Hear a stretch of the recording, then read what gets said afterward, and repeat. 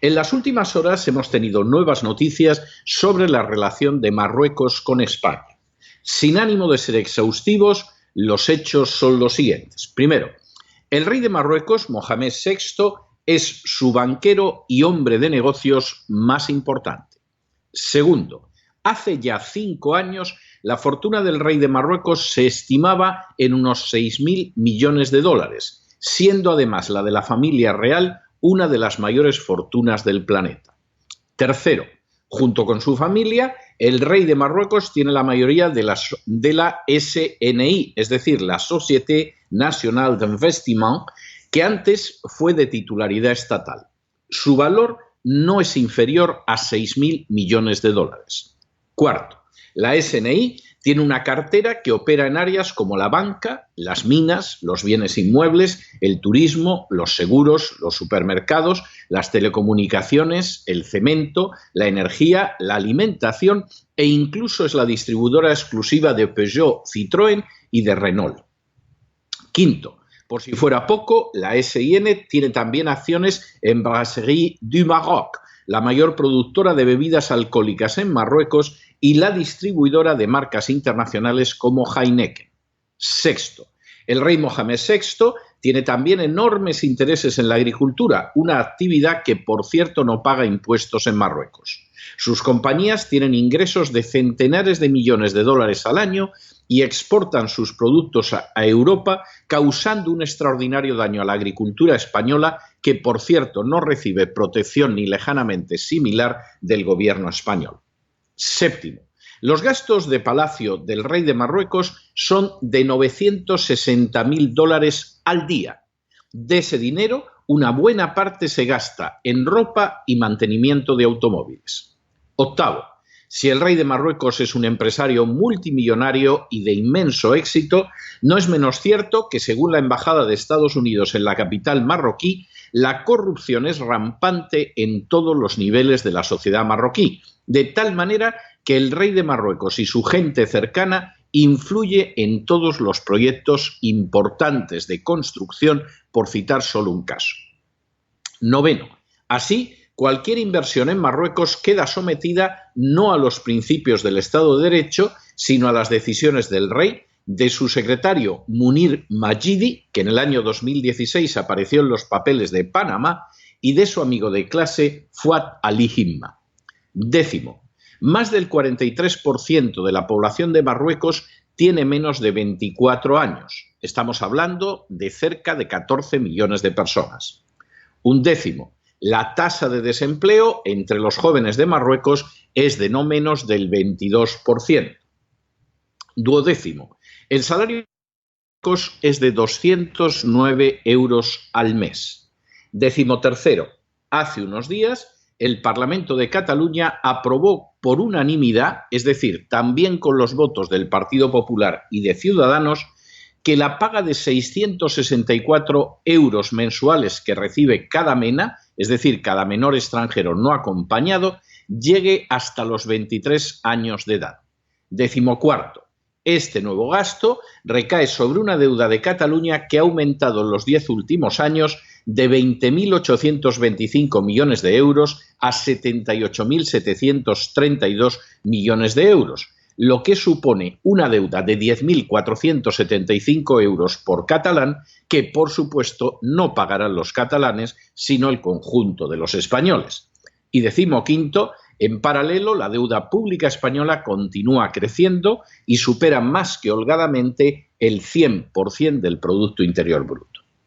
Cuando se contempla la situación de Marruecos y su impacto sobre España, el panorama resulta como mínimo inquietante. El rey de Marruecos es un multimillonario que, gracias a su posición regia, al hecho de que afirma descender de Mahoma y a la corrupción que invade todo el país, cuenta con una de las mayores fortunas del mundo.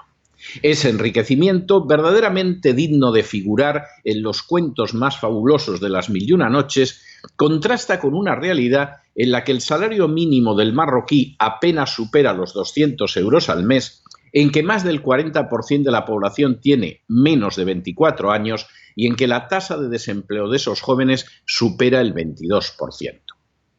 Esa situación, el rey de Marruecos no la soluciona cumpliendo con su deber, sino catapultando hacia España a sus súbditos. Esa situación, España no solo la tolera, sino que incluso la subvenciona. Sus empresarios hacen negocios con la agricultura marroquí en detrimento y perjuicio de la española. Los medios españoles callan ante los abusos de Marruecos y no sorprende teniendo en cuenta que no son pocos los periodistas invitados con frecuencia a los territorios de Mohamed VI y que reciben además prebendas e incluso condecoraciones marroquíes. Los políticos españoles realizan pingües negocios en Marruecos e incluso, como Felipe González, se construyen palacetes en su territorio.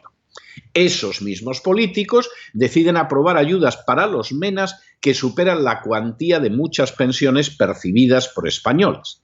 De manera bien significativa, además, la edad para percibir esas ayudas límite no es la de la minoría española de 18 años, sino la de Marruecos. Por supuesto, a esos políticos españoles no les importa lo más mínimo endeudar más a España, ya que esa deuda la pagarán los contribuyentes a los que expolian los sicarios de la agencia tributaria. Y todavía menos les importa el futuro de una sociedad en la que los emigrantes musulmanes representan un porcentaje creciente de la población. En no escasa medida se han acostumbrado a vivir sin trabajar a costa de los españoles, en un 10% al menos simpatizan con el terrorismo islámico y donde además los menas son impunes de los crímenes más atroces. Es obvio que en este panorama hay muchos que no cumplen con su deber. No cumple con su deber el rey de Marruecos, mucho más entregado a la corrupción y a amasar riquezas que a ocuparse de sus súbditos. No cumplen con su deber tantos empresarios españoles empeñados en destruir la economía nacional mientras hacen pingües negocios con Marruecos. No cumplen con su deber los medios de comunicación españoles que silencian de manera escandalosa semejante situación. No cumplen con su deber los políticos y legisladores españoles que aprueban normas que garantizan la impunidad de los inmigrantes ilegales y de los menas y que endeudan todavía más a los españoles para mantener a clientelas parasitarias que en muchos casos proceden del otro lado del mar. Y no cumplen con sus deberes aquellos que sueñan con llenar España de clientelas que decidan los resultados electorales en su favor en el futuro. Como muy bien advirtió Gandhi, al no cumplirse con el deber, el resultado no puede ser el orden. Y ciertamente al desorden escandaloso e injusto de Marruecos se suma cómo ese desorden escandaloso e injusto es exportado a España.